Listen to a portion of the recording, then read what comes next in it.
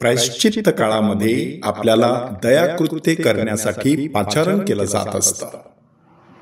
शरीराविषयीची जी दयाकृत्य आहेत त्यामध्ये भुकेल्यांना अन्न देणं, तहानलेल्यांना पाणी देणं, उघड्यांना वस्त्र देणं, परक्यांना घरात घेणं, निराश्रितांना आधार देणं, तुरुंगात असलेल्यांना भेटी देणं, आजारांची चौकशी करणं, विचारपूस करणं, सेवा शुश्रूषा करणं, अशा प्रकारच्या दयाकृत्यांचा समावेश होतो.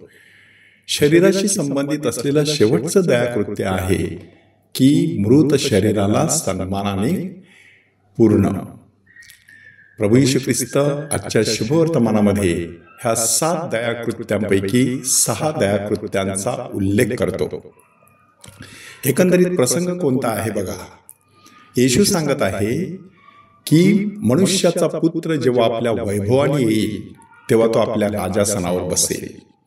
आणि मेंढपाळ जशी शेरडांपासून मेंढरं वेगळी करतो तसं तो दुर्जन आणि नीतिमान ह्यांना एकमेकांपासून वेगळं करेल. इथे प्रतीक कोणतं वापरण्यात आलेलं आहे बघा. दुर्जन ह्यांच्यासाठी शेरडं आणि नीतिमान ह्यांच्यासाठी मेंढरं अशा प्रकारचं प्रतीक वापरण्यात आलेलं आहे. की शेरडं म्हणजे बकऱ्या. 2 बकऱ्या जर तुम्ही एकत्र ठेवल्या तर त्या सतत भांडत राहतात.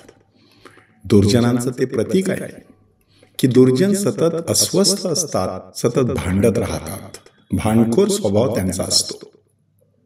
परंतु नीतिमानांसाठी प्रतीक वापरण्यात आलेलं आहे मेंढरं. की ही 100 मेंढरं जरी एखाद्या ठिकाणी ठेवली तरी ते एकमेकांच्या मानेवरती, खांद्यावरती मान टाकून शांतपणे झोपी जाऊ शकतात. कारण ते शांतीप्रिय असतात आणि ते नीतिमानांचं, सज्जनांचं प्रतीक आहे. आणि मग प्रभू येशू ख्रिस्त नीतिमान कोण, दुर्जन कोण ह्याचा एक आपल्याला निकष सांगतो. की ज्यांनी भुकेल्यांना अन्न दिलेलं आहे, तहानलेल्यांना पाणी दिलेलं आहे, उघड्यांना वस्त्र पांघरलेलं आहे, निराश्रितांना घरात घेतलेलं आहे, बंदिवासाच्या भेटीला ते गेलेले आहेत, आजाराला भेटण्यासाठी जे गेलेले आहेत ते नीतिमान. कनिष्ठातील कनिष्ठापैकी तुम्ही जे एकाला केले ते तुम्ही मला केले असं प्रभू येशू ख्रिस्त सांगत आहे. ह्याचाच अर्थ प्रभू येशू ख्रिस्त ह्या सगळ्या कनिष्ठांतील कनिष्ठ लोकांमध्ये दडलेला असतो, लपलेला असतो. मदर तेरेसांना देखील असाच हा प्रभू येशू ख्रिस्त कनिष्ठांतील कनिष्ठामध्ये दिसला आणि त्याच्या सेवेसाठी त्यांनी संपूर्ण आयुष्य वेचलं. हाच तो उतारा ज्या उतारामुळे त्यांच्या जीवनाला एक कलाटणी मिळाली.